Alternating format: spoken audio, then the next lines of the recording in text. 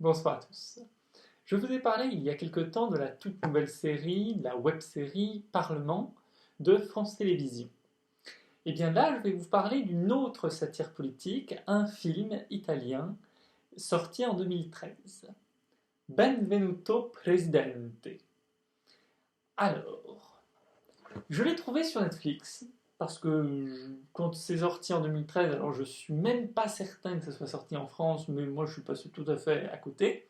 Mais l'autre jour, je regardais les trucs en italien, vu que j'ai pris italien deuxième langue, donc forcément, faut que ça serve un peu.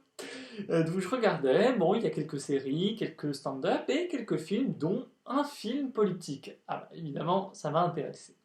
Donc voilà, Benvenuto Presidente.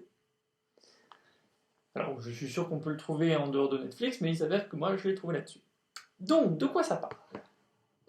Eh bien, c'est l'histoire d'un président pas comme les autres. En fait, on démarre au début dans un bazar complet au niveau de la politique italienne, avec les différents clans au sein du Parlement qui ne s'accordent pas sur un seul nom. Et là, ils vont, pour rire, voter pour Giuseppe Garibaldi. Ah, ce nom-là, si vous êtes un tout petit peu intéressé à l'histoire de l'Italie, ça doit forcément vous dire quelque chose. Donc, pour les politiciens, c'était une blague. Sauf qu'il s'avère que ce nom a reçu la majorité des suffrages, et donc c'est Giuseppe Garibaldi qui est devenu le nouveau président de l'Italie. Sauf qu'évidemment, le vrai, dans le sens l'historique, il est mort, donc il devait trouver un Giuseppe Garibaldi pour devenir président de l'Italie. Alors, évidemment pas pour rester président. Tout ce qu'il voulait, c'était le trouver, lui dire de démissionner et basta. Et au départ, c'est ce qui devait se passer.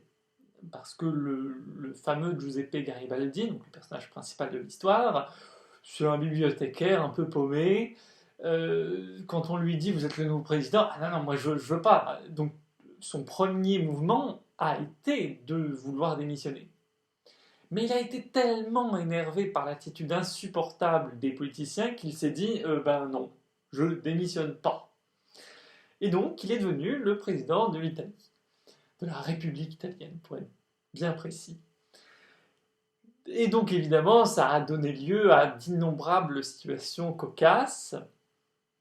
Et évidemment, je ne peux pas vous révéler la fin parce que sinon, ça ne serait pas rigolo. Il faut que vous alliez le regarder et le voir jusqu'au bout. Bon, la fin est très très standard. Et dans l'ensemble, c'est pas un film révolutionnaire. C'est vraiment une satire, une caricature très classique.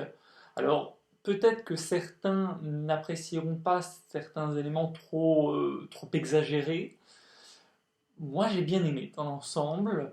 Vraiment, c'est frais. Alors, oui, il y a des moments qui sont un peu trop gros, mais comme ça nous est d'emblée présenté comme étant une farce, pour moi, tout est passé. Voilà. Après, bien que ça soit une farce, il y a un vrai contenu au niveau politique. Alors évidemment, ce contenu est extrêmement mis en avant par le dernier discours, mais voilà, il y a un vrai contenu politique, c'est pas juste des blagues pour faire des blagues. Il y a un sous-texte fort et tout le monde y passe. À la fois les institutions italiennes, avec leur rigidité, l'avidité des politiciens, les puissances de l'argent et certains relents de services secrets, mais également les Italiens eux-mêmes. Les Italiens eux-mêmes en prennent pour leur grade. Voilà. Donc c'est une comédie que j'ai trouvée très sympathique. Euh, donc je ne peux qu'encourager à aller voir ce film. Hein, ce n'est qu'un film d'une heure et demie. Et alors évidemment, je vous conseille de l'écouter en italien, parce que même si les doublages, j'en ai écouté quelques extraits, sont de bonne qualité, il faut l'écouter en italien. C'est en italien que ça a une vraie saveur. Voilà. Donc j'espère que ça vous a donné envie de voir ce film. N'hésitez pas à me dire ce que vous en avez pensé une fois que vous l'aurez vu. Et voilà. Bonne soirée!